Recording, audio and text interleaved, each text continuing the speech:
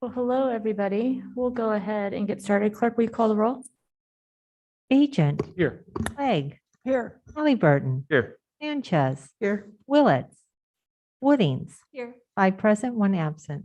Councilmember Willetts will be online. I'm informed by Amanda, so when she gets here, will you just let us know? Great, thanks.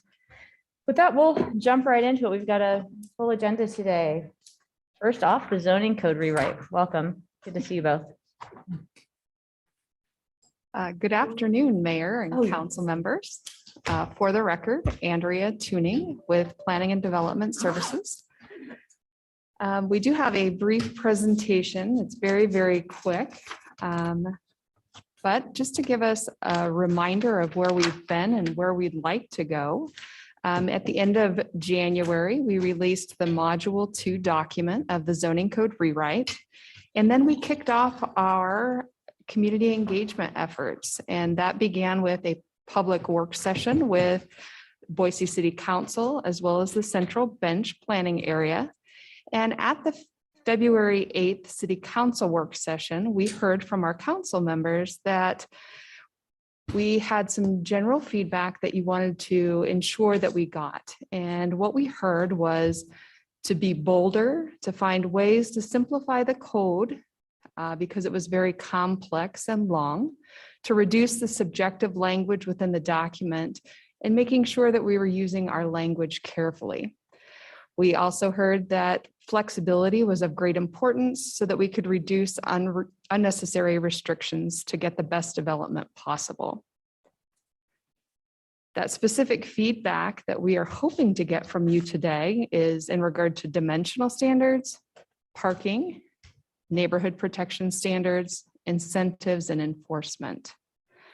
And so just to guide us a little bit when we talk about dimensional standards, specifically talking about lot sizes in regard to the overall size, as well as the lot width, setbacks, heights, contextually sensitive lot sizes, as well as accessory dwelling units. And then really, as we talk about some of those mixed use zones, the heights and the setbacks and build to lines that go with that. Parking, really considering single family duplex, triplex, townhome and fourplex, apartments, commercial and bicycle parking associated with any development, as well as neighborhood protection standards and what is reasonable for us to be protecting, making sure that we are right sizing our incentives to meet goals, and then really making sure that operations and enforcement and understanding the role of Boise City Code in regard to the role of the homeowners association. So those are what we've heard, but we really want to give you the opportunity to tell us what you are thinking, provide us the direction that we need as we continue our community outreach efforts throughout the month of March and half of April. So with that, I would love to hear any comments that you have, and then we'll be available for any questions that you might have as well.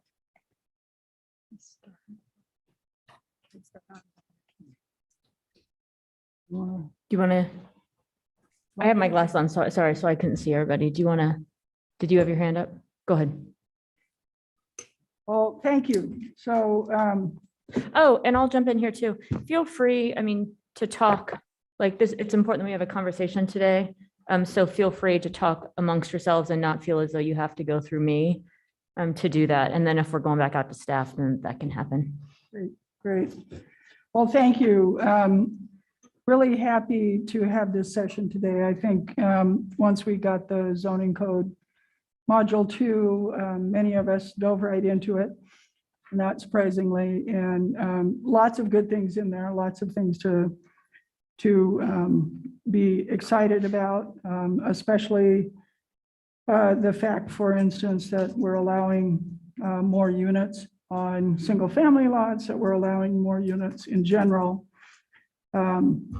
Especially excited about the ideas of figuring out ways to reduce the amount of parking required so that we can use land more efficiently.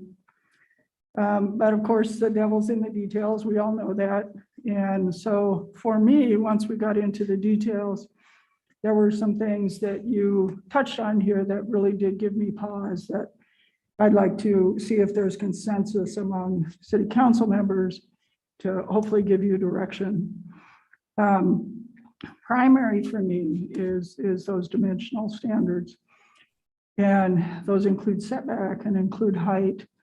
They include how we're going to provide the contextual protections that we need. And as I look at how this is written today, it's written in large part based on what we've built over the last 50 or 60 years with those kinds of setbacks and those kinds of height limitations. It's not necessarily built on what we'd like to see get built, especially in new environment where, you're blank cloth, what would you do with it? And so I'd like to suggest that maybe we flip that on its head, that we decide what is it we would like to see get built, both in the mixed use zones and in the single family zones. What kind of pattern, what kind of setbacks, write the dimensional standards in a way that encourages that, so that whatever does get built actually gets built that way. And then have exceptions for those contextual protections, which at least I believe are incredibly important. We have a lot of built environment in this city that is not like the Central Bench, is not like the North and East End, is not like the old Post neighborhood up on Fairview, but in fact is built from 1966 forward after our existing code was in existence. And those neighborhoods are a different pattern, I think, than what we had historically and what we hope to move toward. And so figuring out those exceptions that ensure that the folks who live in those neighborhoods and the context of those neighborhoods today can go forward in a productive, high quality of life way, while still encouraging the new built environment to get built in the ways that I think many of us have envisioned we'd like to see. So without getting into more details, to me, that's the high level set of what I'd hope. Yeah, I agree. And when I was kind of going through module 2, I was looking at it from the lens of this is a forward-looking document. This is a forward-looking set of statute.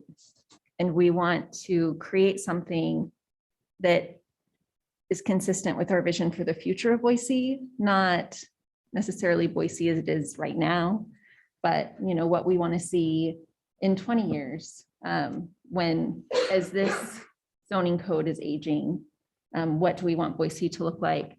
And so as I was reading through a lot of those setbacks and height limitations, I was really thinking, well, this feels very suburban to me. It doesn't encompass things like bound crossing. It doesn't encompass some of the areas that are so successful in our city. And a lot of those areas wouldn't be able to be built under the proposals in module 2. And so I was thinking about things like height. In a mixed use activity center, I envision much taller buildings and without setbacks. I don't envision things with setbacks and, kind of suburban heights. And so I feel like some of that, I would like it to be more forward thinking with that vision of, Boise is a city.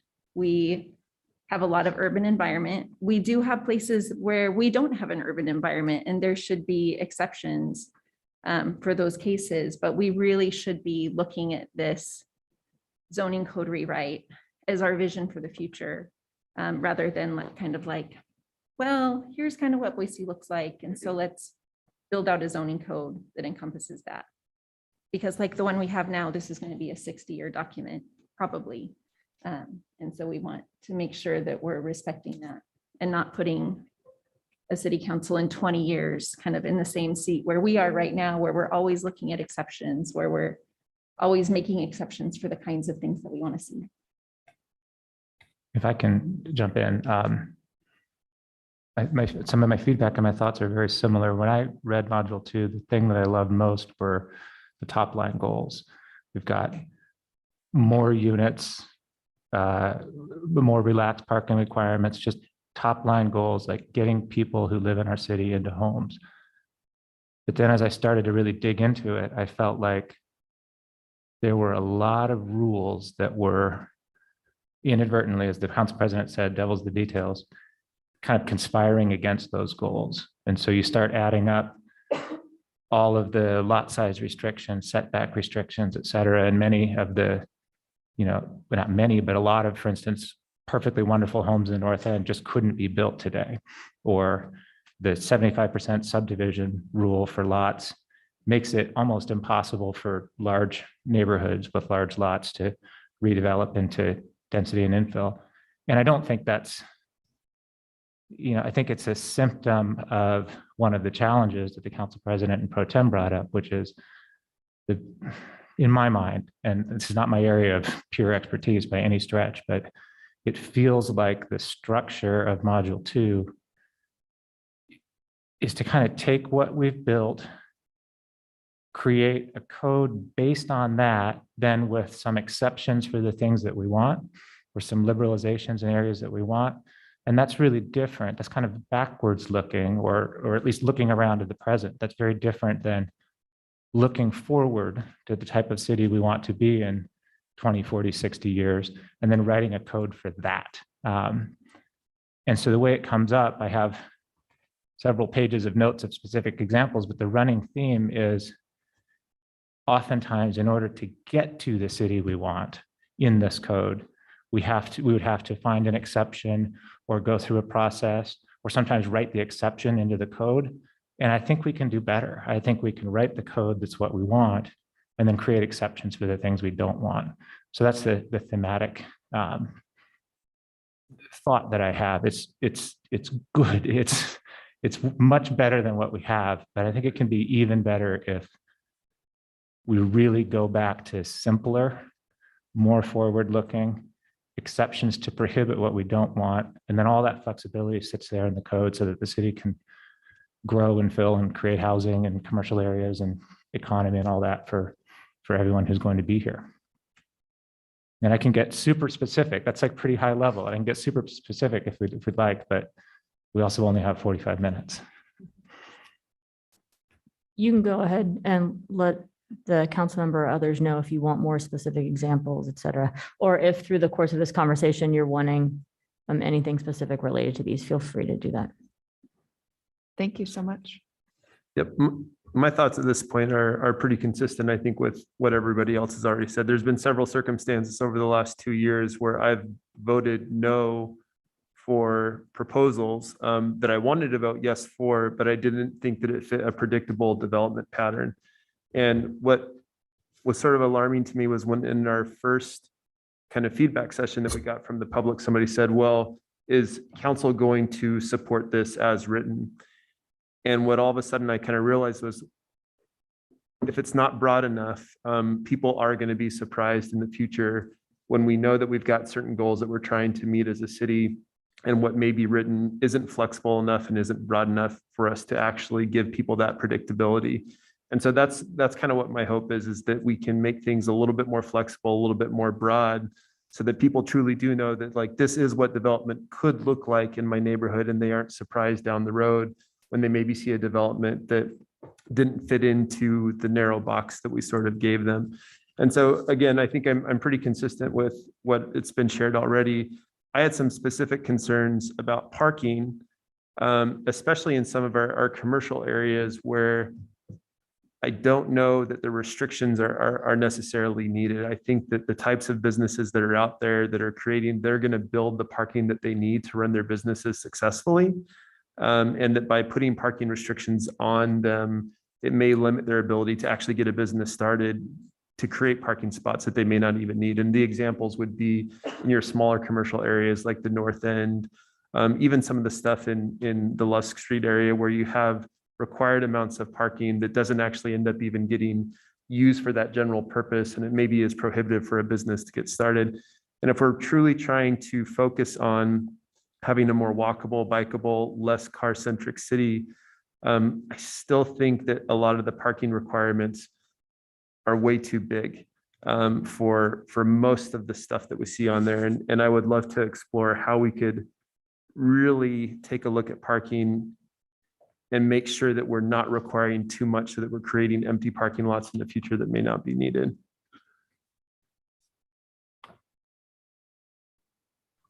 Madam Mayor, sorry, I don't know how to not go through you. I know you invited us to, but it's Yes, difficult. Lucy, let's not forget Lucy. Oh, I'm sorry. That's okay.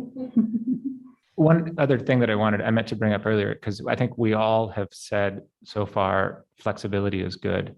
The challenge, and I don't completely know how to solve it, is that, you know, what we want, I think, is flexibility without ambiguity. So you can create a ton of flexibility in the code by just inserting the word may into every sentence. And that's not the goal, because we want the public, current residents, developers, et cetera, to be able to look at the code and predict what will happen. And so when we talk about flexibility, I think at least what I mean is a broad and open enough code that the community can be flexible in how it's building, moving into a neighborhood, living there, et cetera, without worrying that the code will restrict them in some way. So the code is flexible in the sense that it doesn't vest discretion with a planner. It doesn't vest discretion with the city council. The code is flexible in the sense that it's permissive. It just allows things to happen. And that's I want to bring that up because that's one of those devil in the detail things. There's kind of two kinds of flexibility. One is flexibility subject to a lot of process. And I think that's part of what we want to get away from. And the other is flexible in a way that provides clarity and certainty for people coming. And just by way of brief example, I've heard from a number of people since Module 2 came out who kind of have privately said, as they're thinking about infill development, they sometimes don't bring projects to us because under our current code, they can't tell if it would be allowed. And then their deal falls apart or whatever. The issue there is that means we're not seeing things that we would approve. We're not seeing things that we would be like, yes, this is great, we want it. And so when I say flexibility in the code, it needs to be predictable from the public side as well. Go ahead. I think Councilmember Willetts is unmuted, so jump right in. Thank you. I'm struggling with, same as Patrick, with this free flow conversation. I have a couple of comments. I agree with a lot of what's been said. Something that I think I've heard over and over again from folks is that the level of predictability that Council Member Halliburton said is important. We are largely an infill city at this point, unless we have major development in certain areas. So I think we have to think about what that looks like. My biggest concern is that we allow the market to do what it needs to do to help us drive down prices. And I want to make sure that there's that opportunity to do that in ways that help those who want to live here. So I'd like to see more opportunities for larger numbers of folks to be able to have housing in the city of Boise. But I know this is what this is all about. So I really appreciate the work that's been done, because you have to put something on paper in order to be able to react. So thank you. And then when are we going to move into parking? Councilmember Willetts, I was just wondering, I didn't catch something you said, and I was hoping you could repeat it for me. You said you want to be sure that we can allow the market to, and now, of course, I didn't interrupt you, so I didn't get it right, but allow the market to help us, and then something, and I didn't catch that part, and I think that was key. I think we need to ensure that we are not impediments to the market, that the market is helping to drive Gotcha. to get Great. more housing within the city of Boise. Okay, thank you. And then if you want to talk about parking, go right ahead. Yeah, so I'm going to have an opposite view here than Councilmember Halliburton. I attended the West Boise community meeting, and I think for certain areas of the city that are more bikeable and walkable, there's a different level of parking need. There was definitely an issue about parking in West Boise, particularly on the for fourplexes, and I'd like to get some clarification on exactly how much parking would be the minimum there. But I do think there's areas of the city where you have to have a car, and I think we need to be mindful of that. Not everyone can bike or walk to work in areas of the city. So I'd like to make sure that that level of detail is clear. And also noted that there are different areas of the city that have different needs.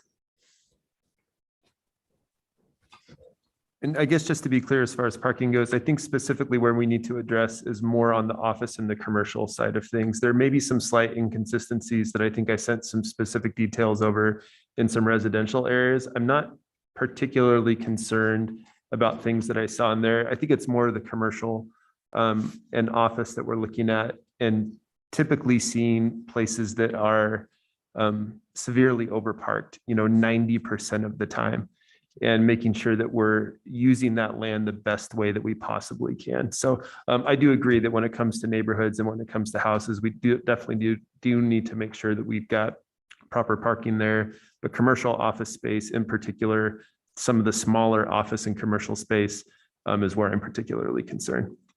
Yeah, and I'd agree. I think that is where the business gets to decide what they want and what they don't want. And they can make that choice.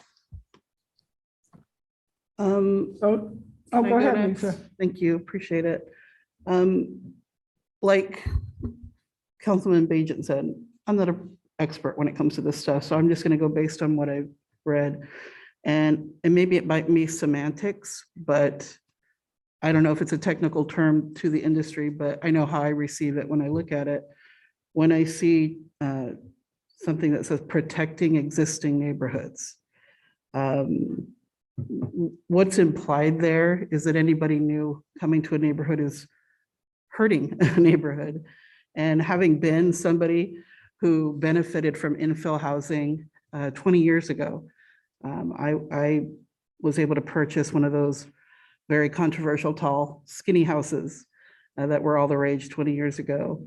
And the reality is, if it wasn't for that housing product, I wouldn't have been able to be a homeowner on $30,000 a year at that time. And it was my introduction to a neighborhood association. It was the opportunity for me to testify before this council for the first time. And so I personally know the benefit of being welcomed into a neighborhood.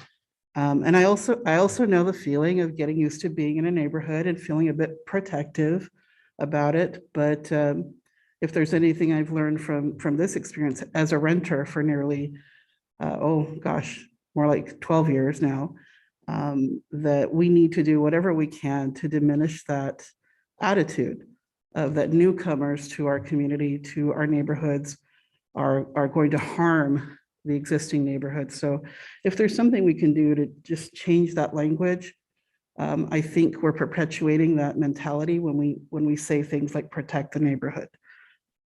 So that's my 2 cents. I want to jump in on that because I agree with you completely. And there are a lot of things to unpack in that. One is a legacy to some concerning language, like just the phraseology, right? But the other is that protecting existing neighborhoods without a really clear explanation of what it is kind of feels like protecting the status quo. And part of what we're responding to is the status quo not working. We don't have enough places for renters in our city. We don't have enough places for people making the median income to live. And so protecting existing neighborhoods, it's almost like a prism. You can look at it from different sides and see different things. But this was something that I wanted to bring up because in the current drafts, protecting existing neighborhoods section, there are some references to protecting things that aren't recognized as rights under Idaho law, for instance, sunlight or views. And I You don't. said what, reviews? Sunlight Sunlight. reviews. Yeah. And so I worry that we're going to be creating entitlements that can be used to further restrict access to our city of people of different economic statuses and to further maintain the status quo by sort of impliedly creating those rights in our code when they don't even really exist in Idaho law. And so this was something I wanted to expressly bring up because I think if we're going to use concepts like protecting existing neighborhoods, we need to be really clear about what we mean. And we need probably not to be granting any more rights or any more rights to veto than currently exist. So it might be time to get begin to get into a few specifics, but if you have. I was just, I mean, to that end, I was going to say, would this be a good time to talk about ADUs? One of the things reflected in module 2 is is continuing the status quo of ADUs only being allowed on owner-occupied sites, owner-occupied lots.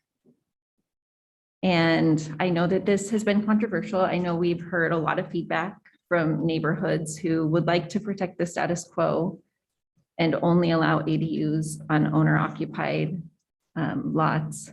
But I think that we should seriously look at if that is a smart policy for our city moving forward.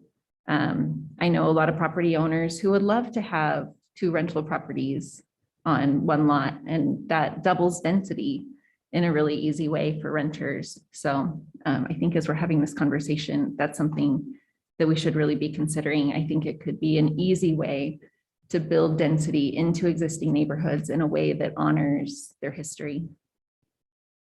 I agree. Yes. Well, why don't I start with a few specifics and see if we can get a nod on some of them. And is it possible to put the list back up? Great, just as a reminder for folks. Is that Thank okay? you. Does that work? Yeah, no, that's perfect, Okay. actually. And you can talk about other specifics too, but I just, even Yeah. for me, I needed to see that again. Yeah, exactly. So I think I heard support for kind of flipping what we have today in one that's built with suburban setbacks to one that's built with the setbacks and dimensional standards that we want to see, and with exceptions for context. And I won't call them protections, but exceptions that recognize and respond to the context of what's around it. So to that end, the dimensional standards, I think many of us feel that they're very generous, especially in the R1C zone, that the setbacks don't necessarily encourage what we want. As an example, I would say there's a 20-foot front setback, 15-foot under some circumstances. It's assumed that it's from the right-of-way line, but if the right-of-way goes to the back of sidewalk and the sidewalk's attached, 20 feet is actually, is different than if the sidewalk's detached and it's 20 feet. So I'd like to get very specific on that and try to encourage actually that we have less right-of-way, more private space, sidewalks in easements, and a setback from the back of sidewalk that's not nearly as generous. That still puts you 20 feet from the street, still puts you, a long ways from the activity that you need to be from if you're a residential property. But it also, if that's the standard, I think would encourage more efficient use of land and less right-of-way. That means more land's on the tax rolls, frankly. And if you did it in a way that said, if you do this and you have an alley, then you do get a parking reduction, because now you know that we can use the street parking. I went and looked at the neighborhood in West Boise that was spoken about at the meeting out there. And every unit has a double driveway and there's no on-street parking that's really feasible. And so the on-street parking is now gone to the rest of the neighborhood. But if they had an alley or a service drive behind, then all of that on-street parking would actually be available. So writing it in such a way that encourages the smaller street, the detached sidewalk, and the alley, I think gets us closer to our goals. I'm not going to pretend to tell you exactly what those measurements are, but I think you understand what that might be. So dimensional standards that way. Dimensional standards in height. We talked about allowing the kind of product that might reduce costs so that people would be more likely to find a reasonably priced home, whether owner occupied or rented. At 35 feet, It's really difficult to build a 3-story building. If you're going to build a stickplex today, a new product that can be built on a very small footprint, it really needs to be 3 stories. And so everything I've read said that for those, you need a 40-foot height limit, at least. So for instance, look at that height limit, especially in the R1C and R2. In the R2, in fact, it could be bigger, it could be taller yet. In the R1C, potentially allow smaller lots if you give up the right to extra units. So if you have a 4,000 square foot lot and you build a 4-plex, that's actually a townhouse duplex product, you could have 4 lots. But in doing that, you've given up the right to then have 4 units on that 1,000 square foot lot, for instance. Then we could get toward an owner occupied. I'll be quiet here in just a minute. In the mixed use zones, higher height limits, at least back to the 45 in the neighborhood, if not higher, at least to the 65 in the activity centers, if not higher, and look to expand where we're saying the mixed use activity should be around downtown, and perhaps designate more of those mixed use downtown. In all of those, no setbacks, build 2 lines, parking if it's to the side, again, right to where the build 2 line is with a screen wall. But let's not waste a lot of land in those very important places on things like setbacks. And don't force one owner to have to buy it all in order to get the 0 setback in between buildings. We should be allowing it incrementally. And then finally, for me, the parking, I think, is something that's contextual, but I think there are places, no parking for very small businesses. Those are typically locally owned. Those are things we want. They traditionally have not needed parking in our traditional neighborhoods. I think we can get away with that. And then finally, I didn't see any regulations or any guidelines from the city about streetscape and various things like that. So I'd like to see us look at adopting either the NACTO urban guidelines or something similar to that as our guide for what we'd like to see on the street, our guide for how we'd like those alleys to work, for instance. And that's the one I know that would provide us a go-to that we wouldn't have to create ourselves right away. So that's kind of my starting point. I don't know if that works for other folks, but would love to hear. I guess I have one question, and I'll plead some ignorance on this one. So we've got some minimum lot sizes out there, and sometimes we have some requirements for open space, which both make a lot of sense to me. But then also sometimes we have some minimum lot widths as well. And maybe I need to build some understanding. I'm not quite sure why those are always needed in all of our different types of zones. If we have the lot max or the minimum lot width already, what is that minimum or the minimum lot size? What does that minimum width get us? And so I guess that's kind of like a statement and a question that I ran into on a variety of different areas. Well, for me, the minimum lot size is too big. That's why I suggested that maybe something we could consider is allowing those to be split even further in return for, not having the right to do 4 units on the further split, for instance. The smaller lots we can get, the more housing we can get on those, on that land. Yep, and I agree on the reducing the lot size. I'm asking do we really need as tight of width regulations, or does that take care of itself and allow more freedom and flexibility to be figured out? And again, I could be completely wrong in that question, but in my mind, the width almost isn't even needed when we've got a minimum lot size and a required amount of open space already and required setbacks.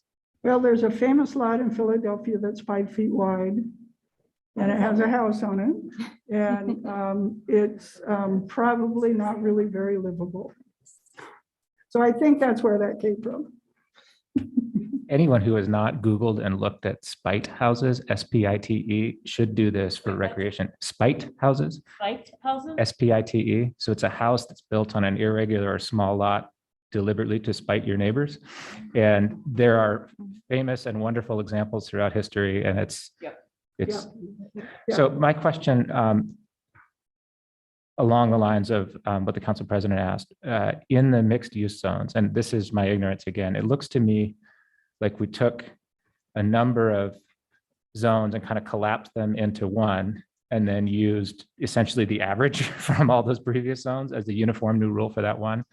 And I think we need more flexibility there, because in mixed use downtown, a building I think is perfectly reasonable to ask for 80 feet. And so the laudable goal of reducing the number of zones, I think in some cases has resulted in just sort of a blending and averaging of all the permissibility across those previous zones. And I guess for me, I would say the default rule for the new blended zone should be the most liberalized rule from the oldest of the zones in that set. And then we can tweak and adjust from there to create restrictions against the things that we don't want. I want to touch briefly on the sustainability one because it's up there, or I'm sorry, the incentives one, because it's up there. I don't know where other people had concerns, but mine was with the sustainability incentive, which is near and dear to me anyway. I think it has either 6 or 7 different benchmarks that a builder or developer can hit, and then they qualify for this incentive. And as I was reading them, I think they need either 3 or 4. And as I was reading them, like, gosh, if a developer did 2, that would be great. And so I wonder if we reduce the number of things they need to hit, watch for the next 10 years and see how many of them are hitting them. And then, gosh, if it turns out that every single development in Boise is natural gas free and has the right water supply, then we can add another one rather than starting too restrictive and finding out that it's not working. I would agree with that one with one exception. I don't know that parking reduction should be a sustainability incentive. I think if we want parking reductions, we ought to say we want parking reductions. And well, certainly sustainability is supported by non-motorized transportation use. Not sure, for me anyway, that one is quite the way to get at it.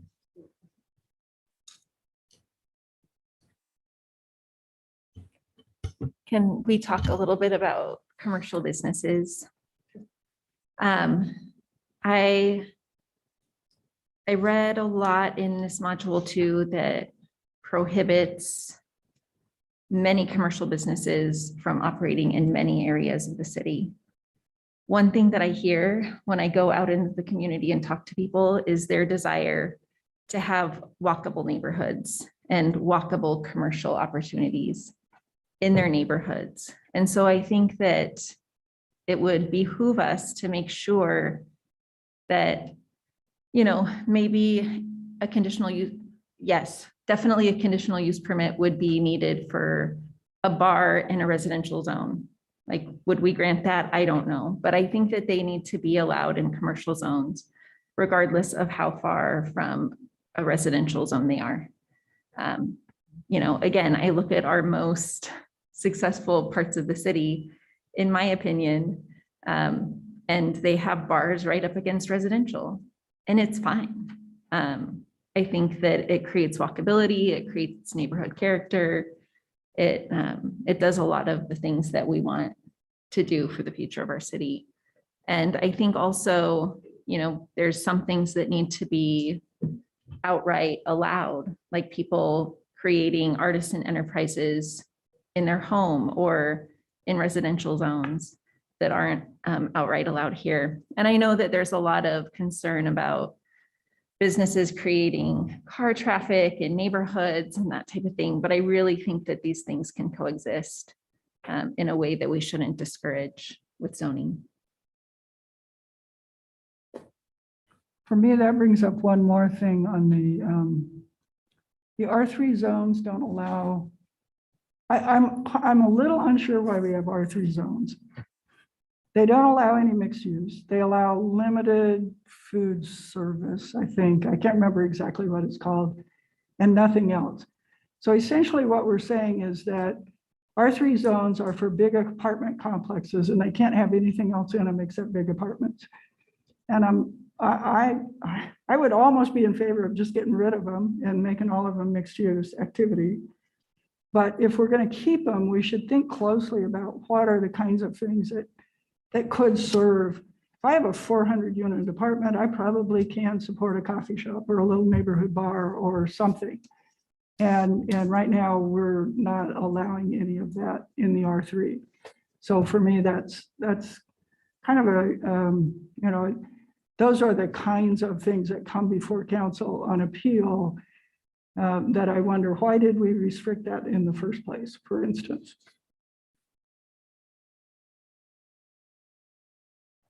Nobody's talked about enforcement. I didn't. I will say I'm concerned that we don't have enough DR capacity as it is, and this code adds a lot of DR work. I'm not sure that that's the right direction to go. DR meaning design review. Design review, sorry. Thank you. And so I believe if we make it less complicated and more clear and move more toward building mass and footprint rather than setbacks and so forth, we probably don't need to move in the direction of so much more DR. I think if we adopt the NACCO guidelines or something similar, it will also reduce the amount of work that DR has to do on transportation issues, which frankly, most of them aren't really expert in to begin with. And then finally, the maintenance requirement really does give me pause because I think it empowers HOAs in a way that I'm not particularly a fan of. And it also sort of says that code compliance is something for you all to worry about yourselves and not the cities. I'd much prefer that we just leave the maintenance as a requirement and be clear about code compliance rather than putting the enforcement of that on the homeowners association. Madam Mayor, Yes. if I can follow up. So I heard, let's talk about some minimum dimensional standards for R1C, R2. Can you speak up just a little? Sorry. Oh, yes. So Bring it I- up a little higher. Yeah, how about that? there we go. All right, so we heard R1C, we should take an examination of lot sizes, building height, as well as R2 and R3.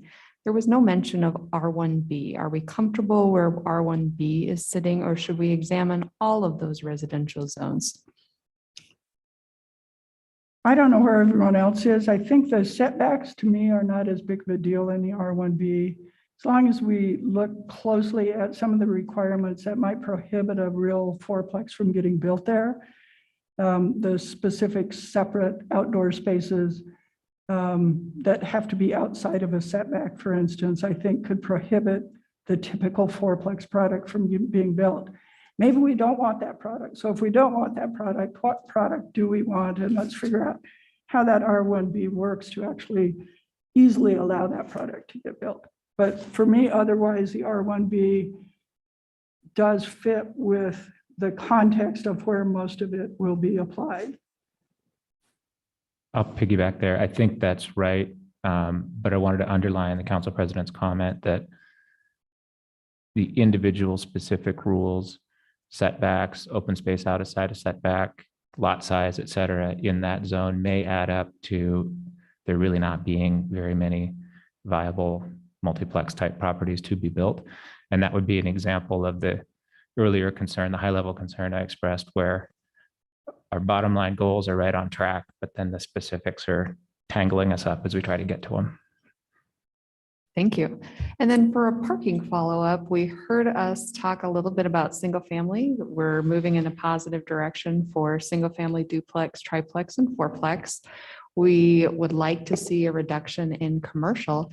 Is there any thoughts in regard to multifamily? Are we comfortable where we are? Do we need a positive momentum in a different direction? Well, I'll jump in. The parking formulas that I saw, and I tried to do some math with, in small multifamily buildings add up to a lot of parking because we use fractions for infants and then we round up and then we get to a certain number and we need an ADA space, but then it has to be an ADA space that accommodates a van, which is functionally another parking space. And then all of a sudden you're, to a passerby, like way over parked. And so I think there might be some work to be done at the bottom end of the scale for small multifamily units. Are we accidentally ending up over parked? And for me, the other thing on the parking that we could consider is the context. I think Councilmember Willetts talked about it well. If it's a place that is very walkable, that does have good transit access, we already allow reductions, but let's look at that closely and see if we can allow even more, or maybe even get rid of them altogether in the perfect location.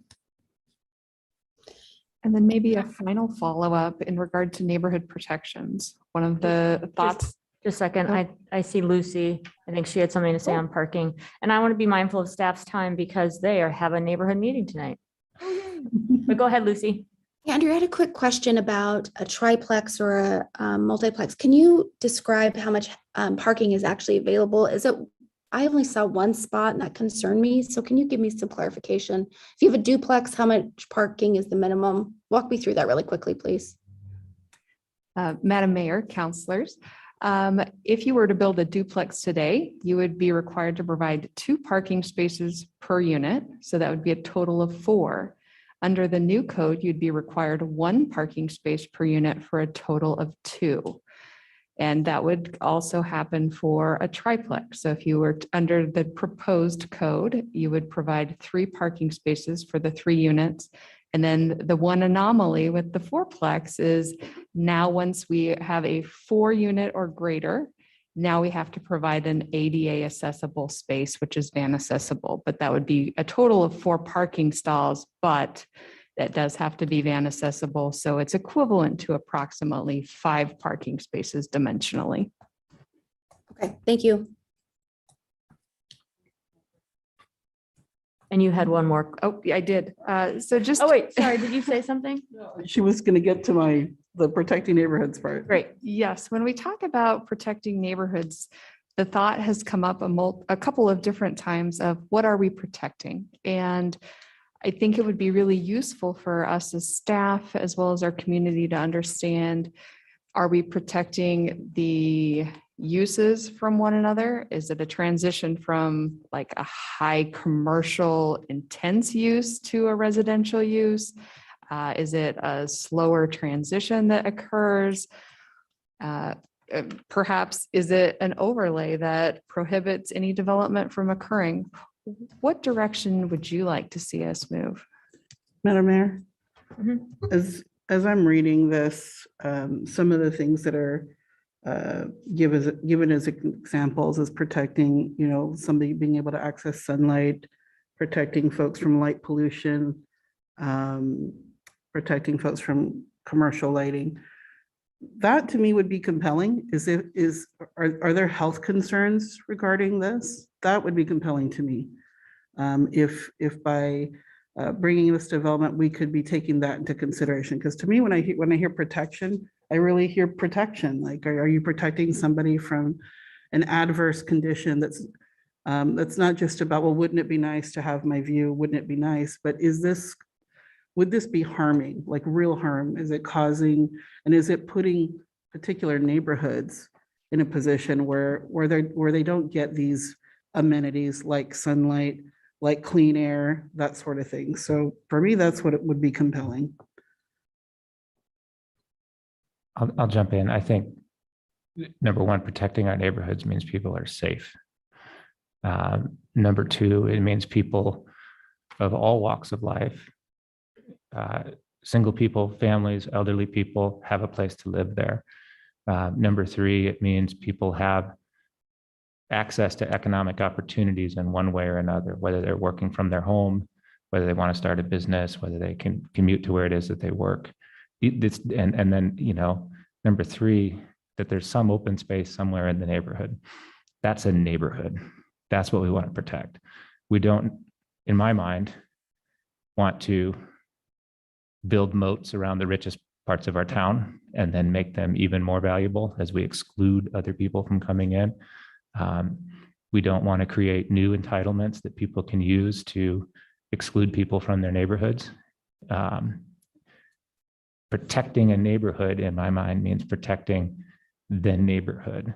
Safe, accessible, open, economic opportunity, all walks of life. Like, that's a neighborhood to me. That's what we want to protect. And so for me, that's the North Star.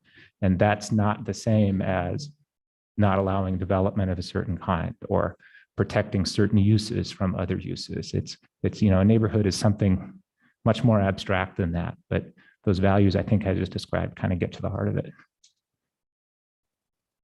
Hi, Mayor.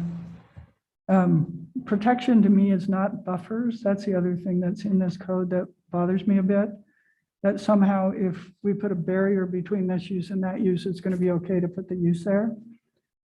Protection to me is making sure that the context of whatever the use is the right context for that location and built in such a way that they're compatible side by side without a buffer.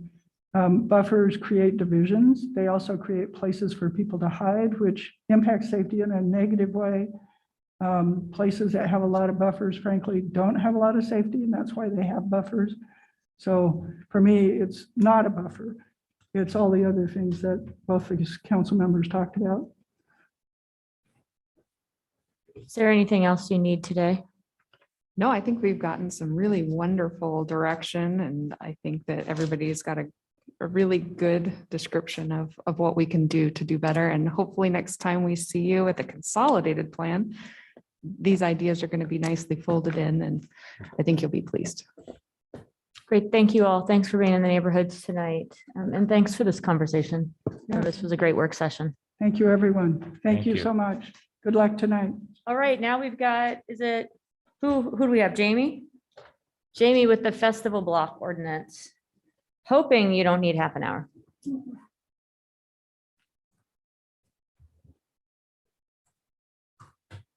But this is just in time for spring and summer and festival season, when so much of the community is ready to get back together and celebrate. And so wanted to get this in front of council for work session so then we can move ahead and give some certainty to blocks of businesses and others that are looking forward to encouraging gathering this summer.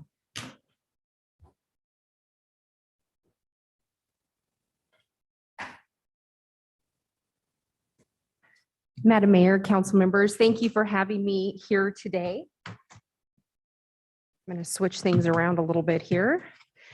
I'm happy to be here today to talk a little bit about the festival block ordinance and to really provide you an overview of the ordinance that is being proposed. So as the mayor mentioned, we are taking a look at the history today, how we got to where we are today, the input that we had from stakeholders and the goals that they put forth and worked with us to achieve. I will also review the ordinance at a very high level, talking about everything from the operation of a festival block, the application, review, and implementation process. And we'll look to you for direction, answer questions, and determine the next steps. So as each of you know, there are a growing number of special events in the city of Boise. And as we continue to grow, I think we will see the number of events that are within our city continue to grow as well. This really adds to the vibrancy that we have here as a city that is so important to all of us. As you know as well, there are very specific locations that are used again and again for special events. And that's what really prompted us to take a look and develop this ordinance. And what it provides is the application and designation process for a festival blocks along with the operation thereof. So with regards to this particular ordinance, it was stakeholder initiated.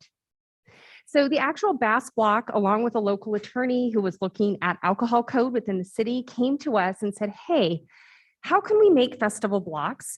How can we make events work with businesses in various locations? And we did initially start the conversation very specific to the Bass Block itself.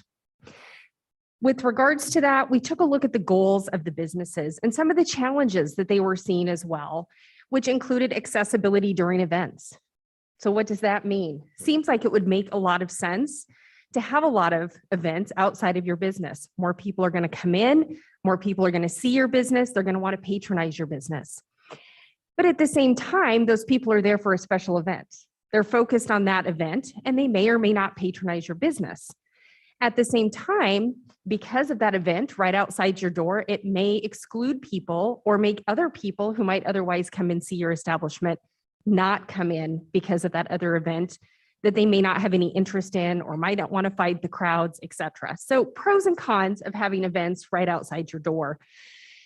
So the request was really, how do we become more engaged as a business? How can we economically potentially benefit more if we were involved in those special events? So the request specifically came, can we have alcohol flow in and out of our specific businesses into these special event areas? I'll back up a little bit because current alcohol laws do not allow that to occur. The city has an open container policy, so there is no open container that is allowed on the street. We have some licensed premise issues. You can only keep your alcohol within your licensed premise. You cannot have alcohol leave your premise or go on to another licensed premise.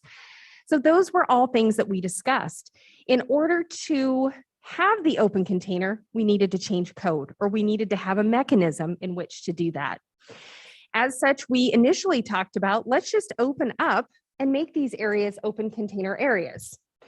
And had that discussion really came into some additional challenges and unintended consequences if we were to move forward in that direction. If we move strictly to open containers in certain areas, that would mean anybody at any time, day or night, could come in and have an open container. I could bring my 6-pack and sit on the bench outside of one of these businesses 24/7. That is also an unintended consequence. That was not something that we wanted to see.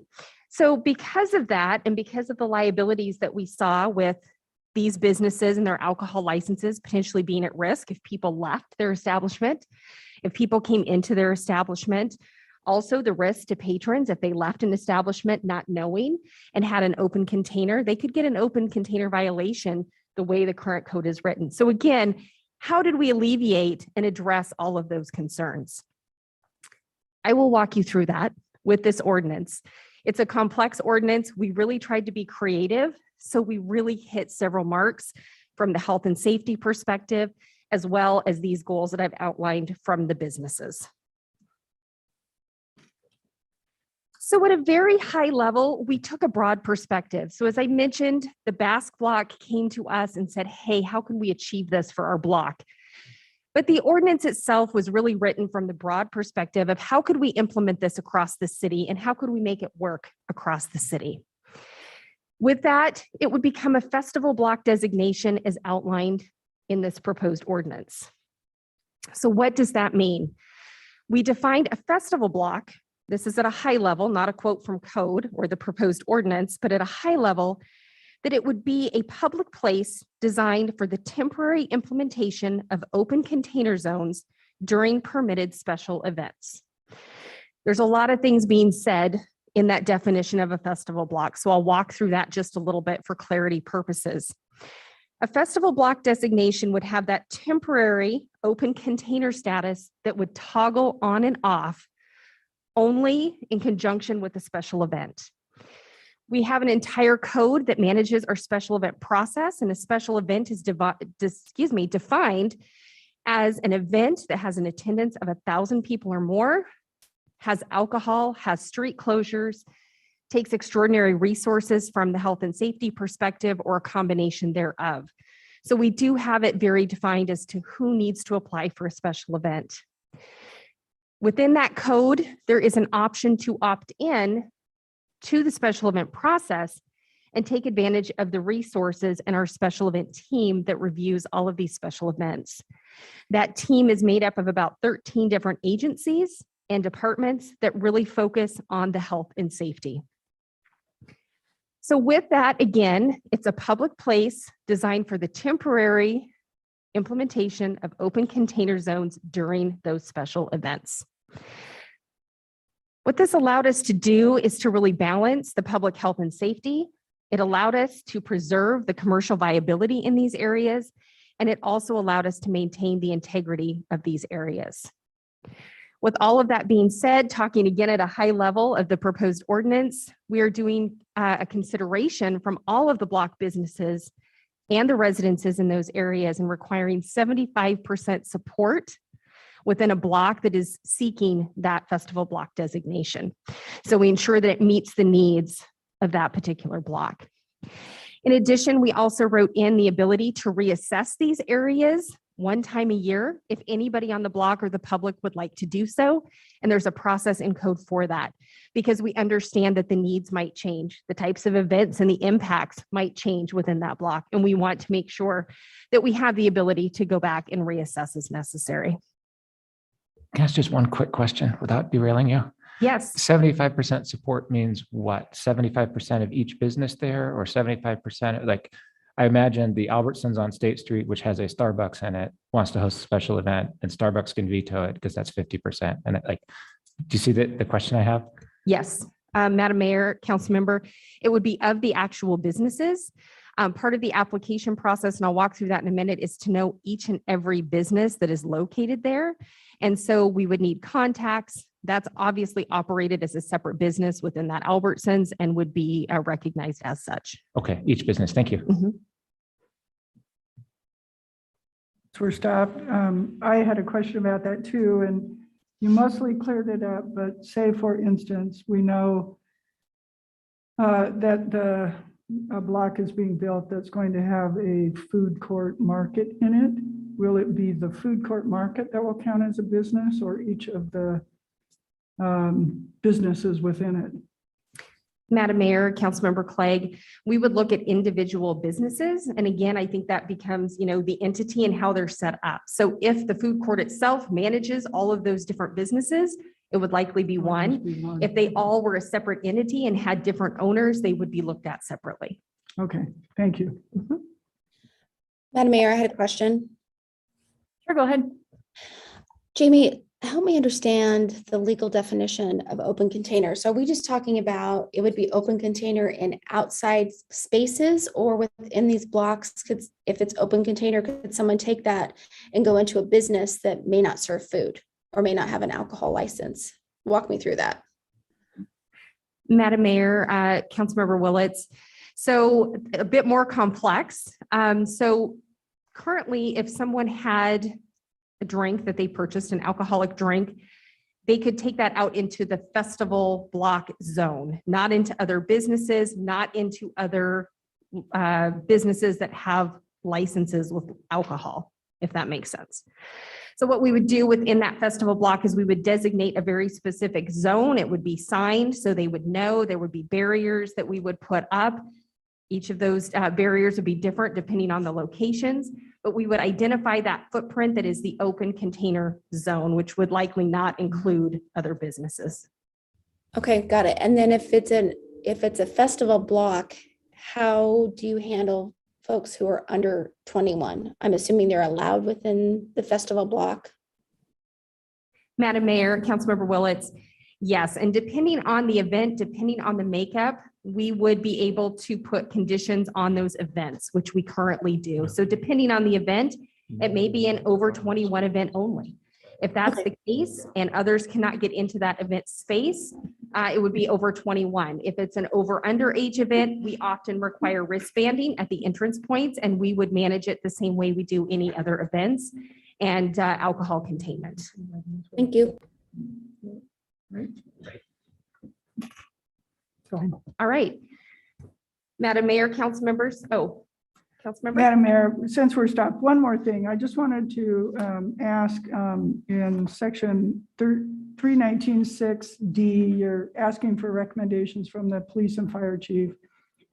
And the way it's written today, it doesn't require them to produce a document with a reasoned statement or findings of fact or something that would be then the thing that we could go back to on an appeal or that you could all look at when you're considering it. And I guess I would just like to suggest that we should require some kind of reason statement that we can hang our hat on and not just a recommendation. Does that make sense? So, Madam Mayor, Councilmember Clegg, just to clarify, if we were to move it forward, a reason statement for approval or denial? Right, right. So just like we do when we approve or deny an application, we have to tell the applicant why. Mhm. And that then allows them to fix whatever might be wrong if something is wrong. Madam Mayor, Councilmember Clegg, that in fact is not within this code. We do refer everything back to what we call our 3.1A, which is our general business provisions. And it does require that if we deny an application, that we do have to have a reason statement in that denial letter that we provide to them. So in that particular case, with regards to a suspension or a denial or a revocation, it would be included in that. However, if we wanted to put something in with regards to the approval, or additional recommendations to council, we could certainly look at that, but the others should be covered under 3.1A. Okay, I just think it might make it cleaner on the decision. I'll leave it up to you, but I'm just bringing it up because I want to make sure that that becomes a clean decision and not something that somebody can go back to. Absolutely, thank you. All right, Madam Mayor, council members, when we take a look at the operation, so it's great. We know what the code says. We know the reason behind it. How are we going to operate this? So if an event is not a special event or determines not to opt in to the open container, they can do that. So again, this is a special event applicant that would determine this based on their special event.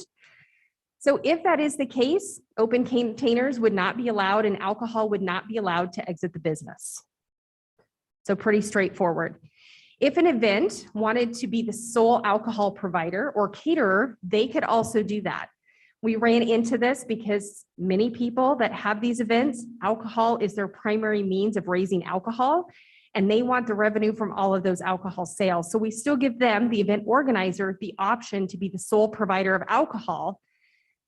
We also see that with things like tastings. You might buy a ticket and do tastings, but they might not want people going in because they have a number of vendors that are sponsors of their events to go into another business and have alcohol flow out. So again, in those cases, alcohol would not be allowed to exit businesses and it would not be an open container area. It would be contained to the footprint of that event on that festival block. Are there any questions with those options? All right. So then when we talk about open container, there are also options for how those are operated. So open container configurations, option 1 is the special event applicant doesn't seek a catering permit. They don't want to have anything to do with alcohol. They set up their event, they set up their band, their speakers, what have you, and they just allow patrons to go into the businesses, get drinks, and come back into that open container zone on that festival block. Option 2 is that a special event applicant might have 1 or more catering permits, and we can walk in through that if we need to, but 1 or more catering permits for their event and still allow patrons to go into businesses and come into that open container footprint. And again, as we clarified earlier, that alcohol can be consumed in that open container portion of the block. I'll walk through these next sections a little bit more quickly, and if you have questions, please stop me. But the request for designation. So basically, we would have an application from one business on the block. That business would have to be a licensed alcohol provider, and they would provide payment to us with that application to begin the process. We've not yet determined how much that payment would be. We have that standard methodology that we use to cover our administrative costs. Once we get down to some of the direction from you today, we'll be able to pinpoint that, and we'll have to have a public hearing on that fee portion at some point in time. However, when the provider actually applies, they will need to provide us with copies of their state, city, and county alcohol licenses. They would need to provide us the other block businesses along with the uses of those businesses, if they provide alcohol, and letters of support from each of those businesses and/or residences in that area, along with contact information for themselves and the other businesses, certainly a map of the block. And then again, we would need that 75% of stakeholder businesses in order to consider their application.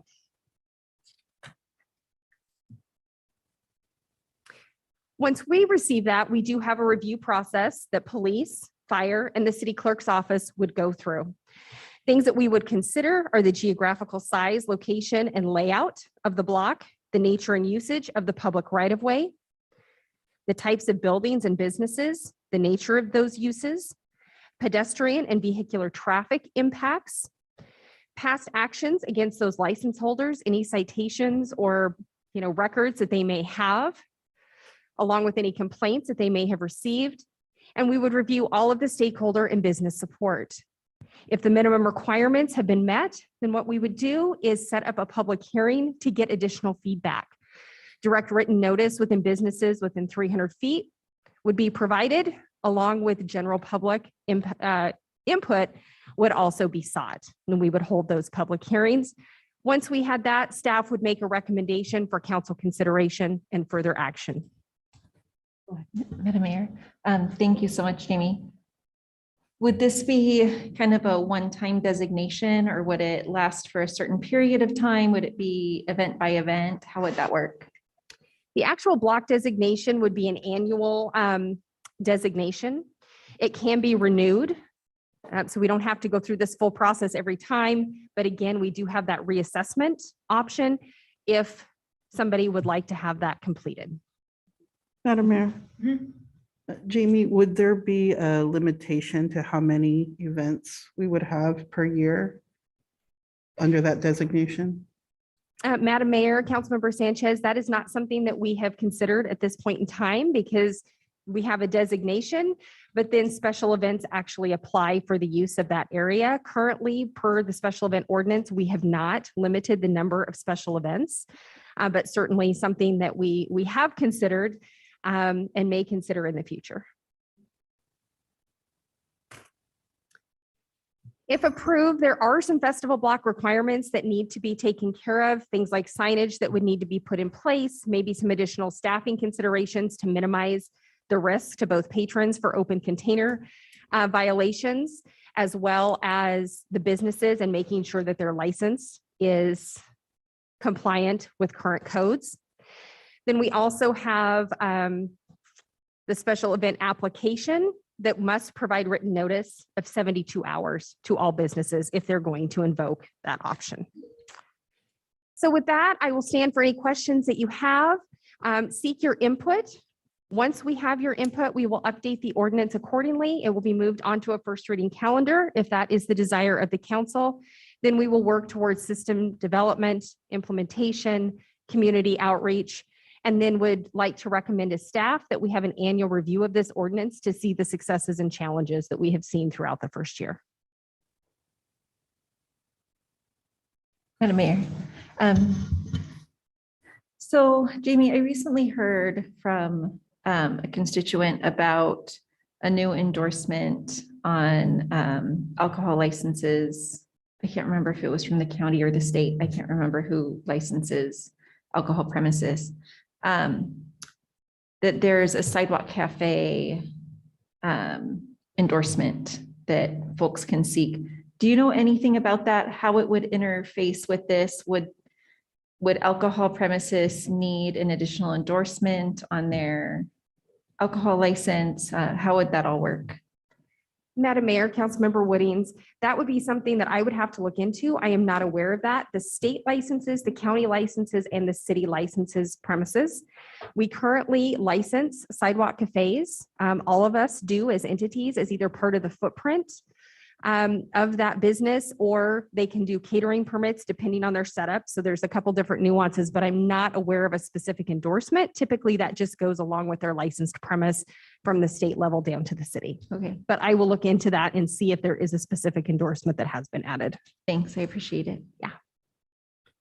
All right, thank you very much. Madam Mayor, could I just quickly One more thing. wonder if in the definitions, you could put a definition of stakeholder businesses, so there's more clarity there. Great. Thank you. Madam Mayor, is the direction to staff then to move forward as it has been presented? With the updates or addendums presented today by council. Thank you. Great, thank you. And now we'll have Bree jump right in to talk with us about e-scooters. And just as a refresher, we discussed this as a city, gosh, it was at the beginning or in the midst of COVID, and wanted to partner in this experiment. And then things got waylaid. And so Bree is back now with the steps that we need to take to be able to move forward as envisioned. Thank you. Madam Mayor, council members, I'm here this afternoon, as the mayor said, to review the upcoming micromobility pilot and the proposed code amendments supporting that. I'm joined by Tyler Johnson from Code Compliance if we have any specific questions about e-scooter compliance. I'll go into the details of the pilot a little bit more later, but just a general overview of the pilot.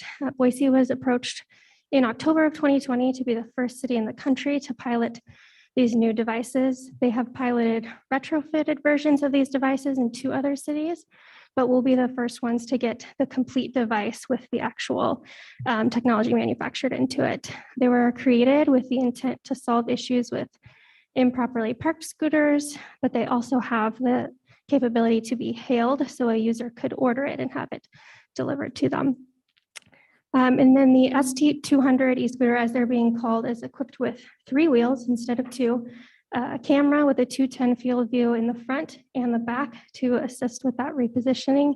And again, this is the initial intent for why these were created, to solve issues that cities like us have with them blocking sidewalks, business entrances, ADA ramps, things like that.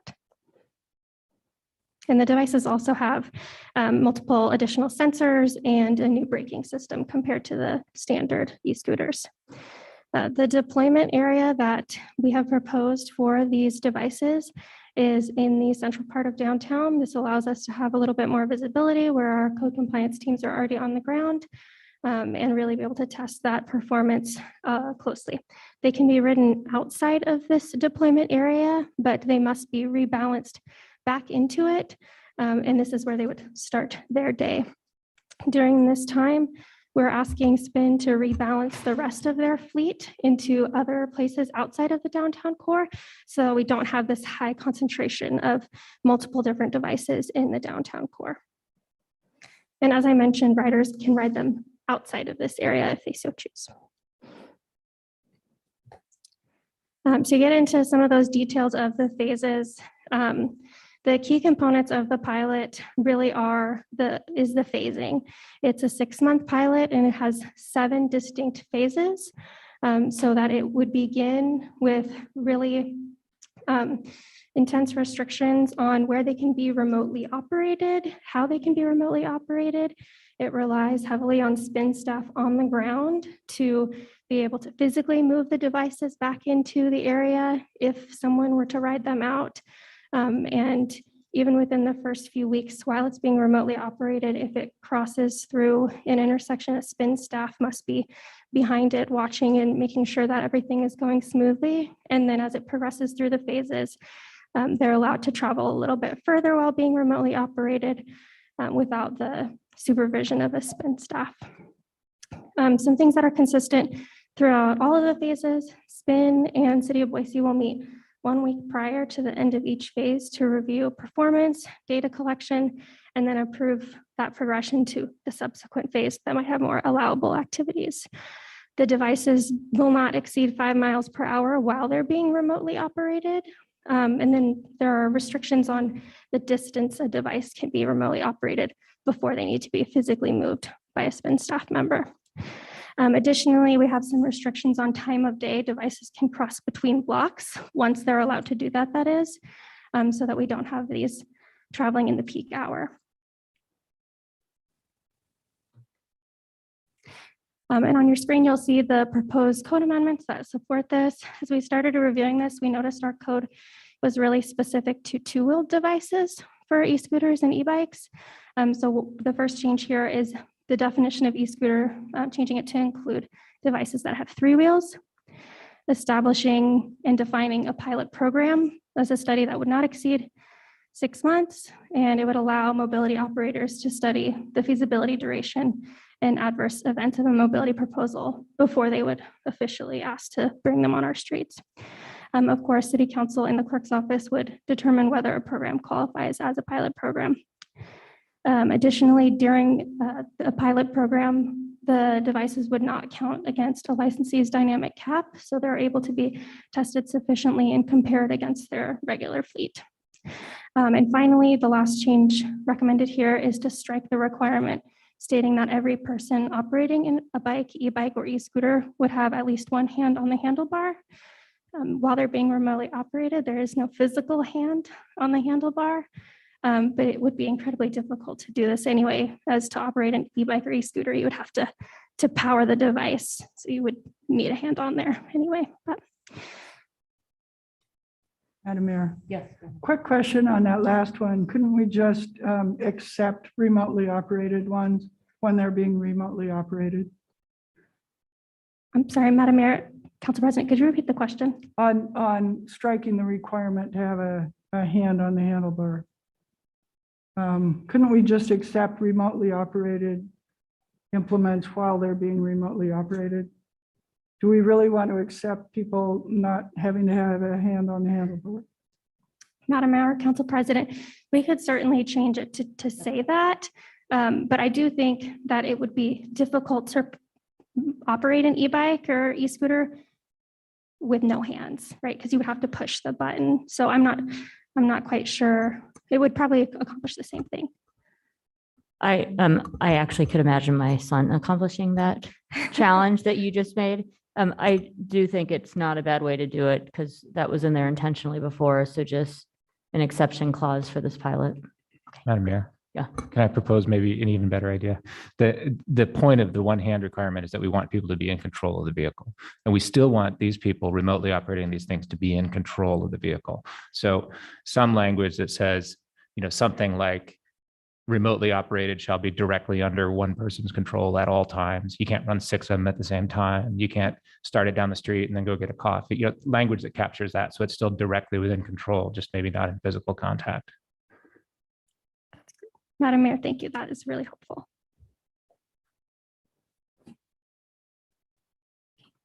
And that was it. The next steps here would be getting this on the first reading calendar and subsequently bringing you the pilot contract for review and approval, and then immediately beginning some community outreach to get folks prepared for what they're going to see out there. I'll stand for any questions. So Madam Mayor, I guess direction to go forward with first reading with the amendment noted on control. All right, I'm seeing lots of nods. Thank you very much. Thank you. And next up, we have Doug Holloway. Doug is here to present a proposal on the steps that meet the intent that council has shared with Parks Department of ensuring that as we acquire and set aside open space and other parcels, there's protections that go beyond us. And so Doug has the policy proposal. Good afternoon. Thank you, Madam Mayor, council members.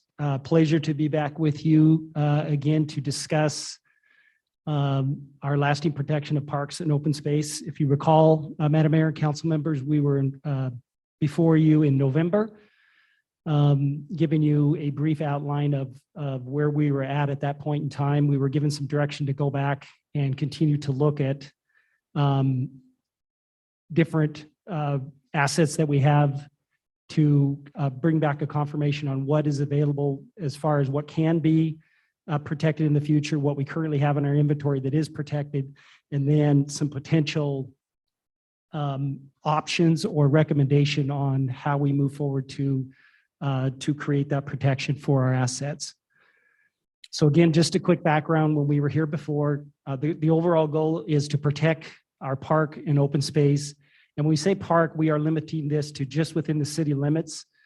When we are discussing our open space, because of our relationship and investment in our trailheads and in our more than 200 miles of Ridge to Rivers trail system, we would suggest that we look at both in city limit and outside the city limit open space property that we own.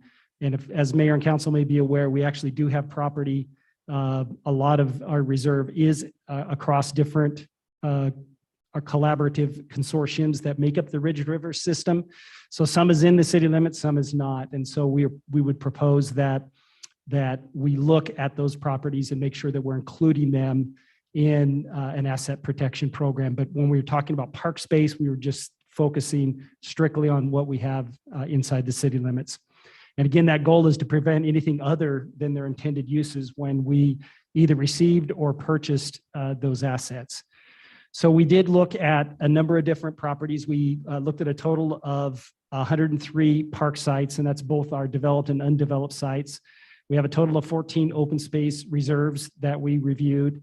And then we also reviewed our 25 miles of greenbelt.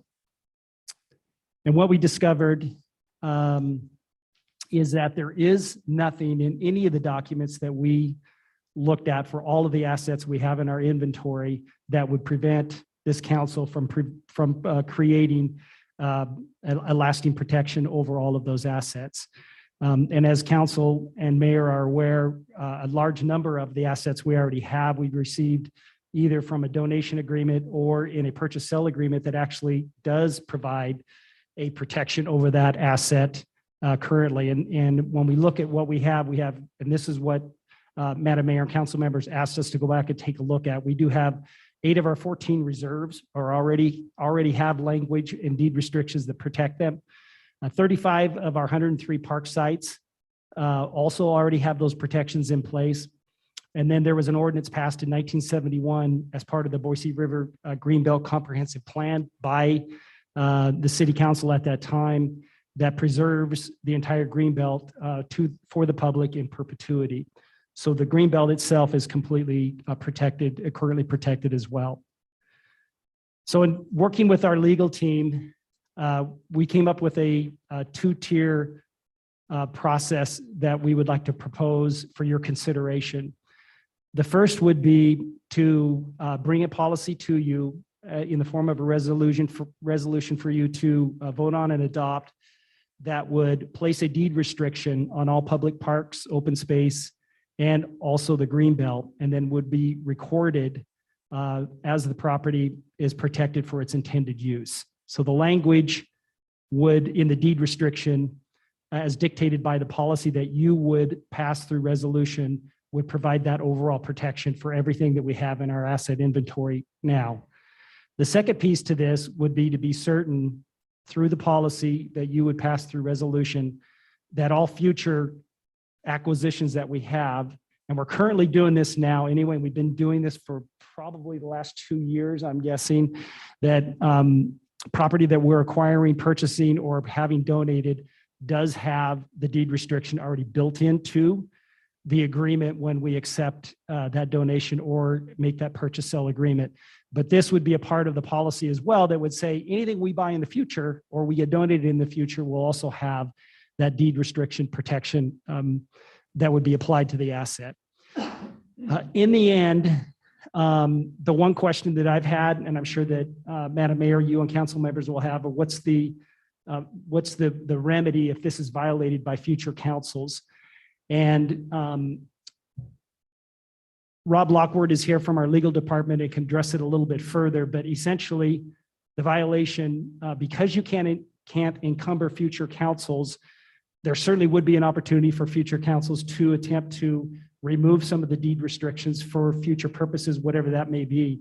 And so what our legal team has said is that would be a deed restriction, and it would could include legal action against the city to enforce the deed restrictions.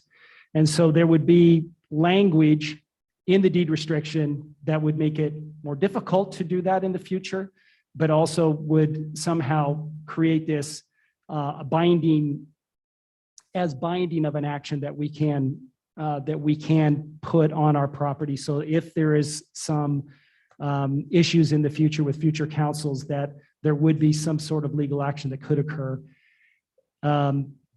So the next steps, and I will pause there since that is what our legal team is asking for you to consider via resolution.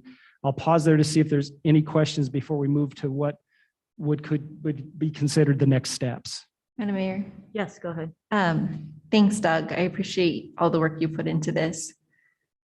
I have a question about this particular policy consideration. So as we're looking to, perhaps in the future annex parts of our city, will there be something in there about how we can put a deed restriction on new park space as it's annexed? I'm thinking of like the Pearl Jensen site, for example. It's a huge site.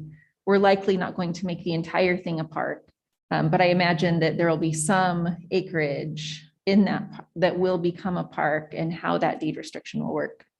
Madam Mayor, Council Pro Tem Woodings, yes, absolutely. That would be part of the policy, would address what we currently have. It would address what we would acquire, and we could put a clause in there that even that during annexation, any future sites that would become part of the city limits would also be included into that deed restriction as well. Madam Mayor, Yes. one question and one comment. The question is, as I understand it, nothing in this policy would prevent us from acquiring property that we intend to use in the future for some non-open space purpose. For instance, building a water treatment facility or adding something near the airport, but allowing the public to use it for a decade or two as open space until we get to the point in time where we plan to use it for its ultimate purpose. Madam Mayor, Councilmember Bajent, yes, we have kicked around whether we wanted to, and it would be really the next considerations here on steps. So the two things that would come to council would be from our legal team would be the potential policy for your consideration, for you to review ahead of time, to look at, to give suggestions on before it would be drafted into a resolution and then come back to you for consideration. So that would be one. The second would be a legal memo coming from our legal team that would give you the verbiage on the language of how we would apply the deed restrictions. That would give us the opportunities then to build in some of the verbiage that really needs to be applied. Like, for example, there are utility easements, for example, that we have that aren't really park-related intended uses, but they are legal requirements that we must have over property, and particularly in a lot of our reserves. So we would need to make sure we're capturing that kind of language so a future council couldn't say, that's not part of the park, and could create a legal issue for a future council. So we want to make sure we capture those in both the policy and the deed, but particularly in the deed restrictions. So we'll outline some of the, hopefully capture everything that we currently have to deal with on our park properties that really are part of a park. We also want to make sure that we're carefully identifying what a park property or a reserve is. So, for example, if there's a cool amenity that comes that is a customary park piece, it may not be today's intended use, but in 20 years from now, it could be an intended use in a park. And so think outdoor gyms, for example, which have become the craze over the last 10 years. 20 years ago, they weren't. And so we want to make sure that the language is such that it gives flexibility for future councils to be sure that the park is still being maintained for its intended use, but doesn't exclude requirements we have for easements we can't get vacated for a right-of-way with ACHD, for example, would still need to be considered in the future. Thank you. I'll hold the other comment because I think we're tight on time. Madam Mayor, one just real quick comment. As this comes forward, the devil will be in the details, so we'll expect to see those. Madam Mayor, Councilmember Clegg, absolutely. That's why who's to my right here, our legal counsel is working. The policy you should see in the next few days for your consideration, and then subsequent to that, we'll have the deed restriction language in your hands as well to review. Great. Go ahead and make your one more comment. My one comment was just along the lines of trying to tie and restrict future councils. We should be humble about that. They'll be facing challenges we can't even predict. And so we don't need to make it so punitive that we put people in between a rock and a hard place. Dedesignating a park is a big deal already. And if somebody's going down that road, they're probably facing a real crisis. So there was just a comment, I might have misinterpreted it, about really trying to make it onerous or trying to create ways that the city could be exposed to liability for going back on those agreements. And there's probably room for that, but we should also just be a little humble about it too. Thank you, Madam Mayor. Thank you very much. And we've got one more item before we have to move into executive session, actually. So we're going to keep this one to 15 minutes as well. And that gives us a bit of time for exec. We'll be eating during it. but come on up. We're going to go through the City of Trees Challenge now. Welcome, Lance. Okay, Lance Davison here has joined from Treasure Valley Tree Canopy Network, has joined Sarah for this presentation. Madam Mayor, council members, thank This you is for cool. having us. I'm excited to be here today, and I know Lance is as well. I am before you today in a different role, so I'm going to address that really quickly. Just so Oh, that's there's- right. Congratulations. there's no confusion. The last time that I was before you, I was the Open Space Division Superintendent. I am now the Parks Superintendent. So City of Trees Challenge. Thank you. Happy to be here. The City of Trees Challenge is now something I get to work on more directly, and I'm excited about that. In the vein of Council Member Bajent's comments about being humble, I have only been in this role for about a month. So I'm happy that Lance is here, and obviously Council President Clegg can fill in some of the gaps as I present this update for you as to what we have been doing in the last year. So obviously the goal here for the City of Trees Challenge is to plant a lot of trees, right? We want to get one urban tree for every household, 100,000 trees by 2030. It's a lofty goal. And we look forward to continuing to bring in partners so that we can achieve it. This year to date, the city has directly participated in the planting of 4,000 trees. And you can see some of the ecosystem benefits over the next 50 years that we can enjoy because of those trees. Captured carbon, mitigated air pollution, conserved energy. In addition, we have been in partnership with a few others that I'll get to in a minute to plant 112,000, forest seedlings. And that is in partnership with some of our great partners. Obviously, Treasure Valley Canopy Network is one of our most engaged, the Nature Conservancy, and some nurseries that we are working with now.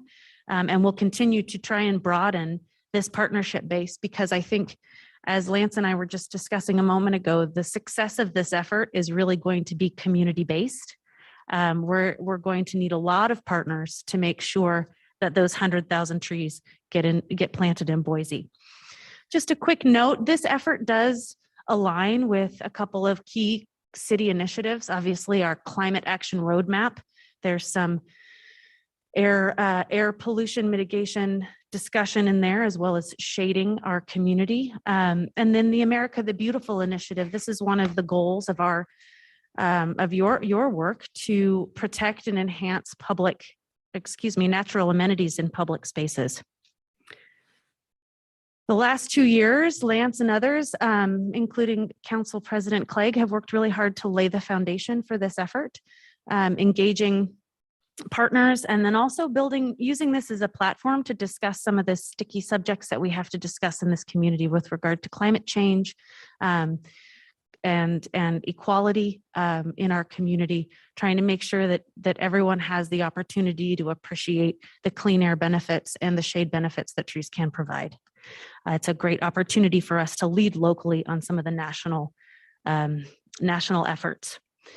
In 2021, the strategy for this effort was to work to give trees away and make it easy for people to plant in their yards. We engaged volunteers, we provided tree giveaways, we identified neighborhoods that had a low canopy cover and targeted them with these tree giveaways. Worked with our Energize folks here in the city to identify those neighborhoods. And then just continued to build our internal structure so that we could track the impacts that we're making over the lifetime of this initiative.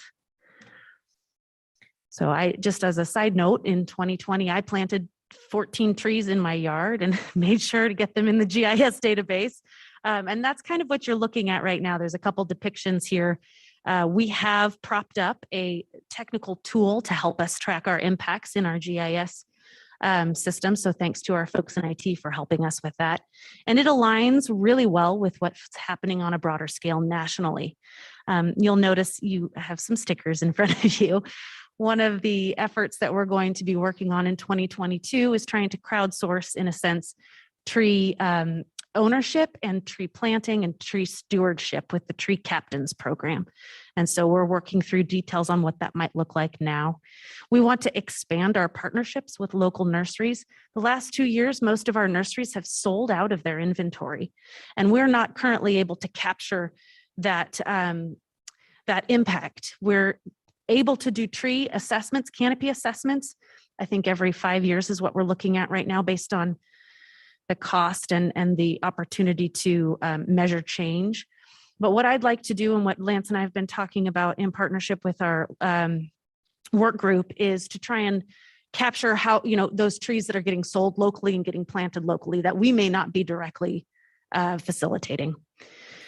And then, of course, we want to utilize those tree captains in partnership with our tree stewards program to try and do a better job of serving those communities that have a lower tree canopy.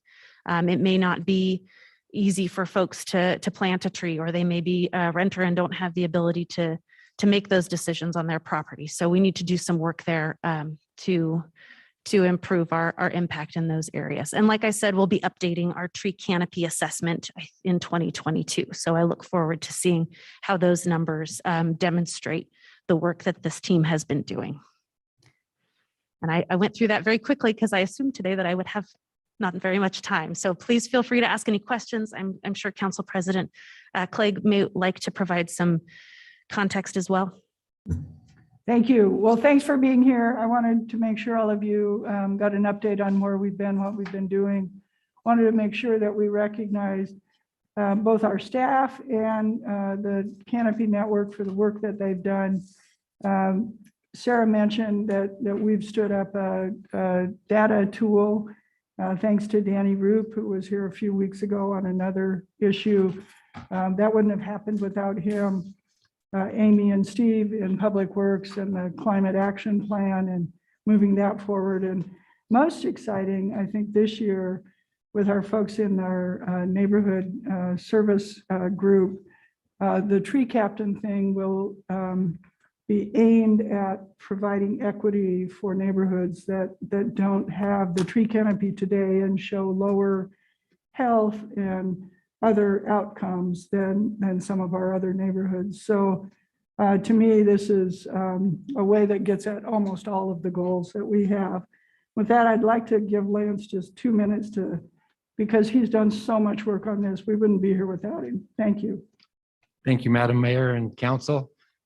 Yes, it's been super rewarding to work with Council President Clegg to make this happen. As you can see, those tree numbers are not huge right now, but the routes that we've developed to get there are amazing. We have several nurseries on board. We're going to be having a celebration at one of those nurseries this spring. We are really on a national level on the radar for doing great work when it comes to climate change and equity. And we've already, from what we've created, I think this is a good example of how the city can lead and the community can follow. And so we're growing those roots in the community to make that happen. And we've already been able to receive additional funding to grow from a lot of private and nonprofit organizations, both within Boise and outside of Boise, to help us grow this for the next 8 years. So thank you for the opportunity, Council President Clegg, and thank you all for the support. Madam Mayor, thank you. Thank you so much for that presentation, and thank you so much for remembering renters and the challenges that they face when they too would like these amenities. Council President Clegg, I'm wondering what actions being taken to be that bridge for them, so that renters hate asking their landlords for anything. So, but I think a lot of us would love more trees. All right, Madam Mayor. Thank you. Thank you. I move we go into executive session, personnel, land acquisition, records exempt from public disclosure, pending probable litigation, communicate with risk management regarding pending probable claims, labor contract, Idaho Code 74206 1B, C, D, F, I, and J. We have a motion, a second. Clerk, will you call the roll? Bajan, Yes. Clegg, Yes. Halliburton, Yes. Sanchez, Yes. Willetts, Yes. Woodings. Yes. All in favor, motion carries. Right, we will be back here in the chambers at 6.